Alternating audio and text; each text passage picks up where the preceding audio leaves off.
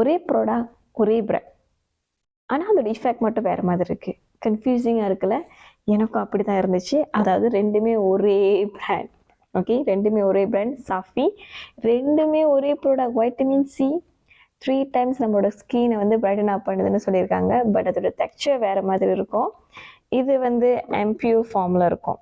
கொஞ்சம் லிக்விட் மாதிரியான ஒரு ஜெல் மாதிரியான ஒரு கன்சிஸ்டன்சியில் இருக்கும். அதாவது இதில் நிறைய கிளைசரின் போட்டிருக்காங்க, அதனால தான் இது.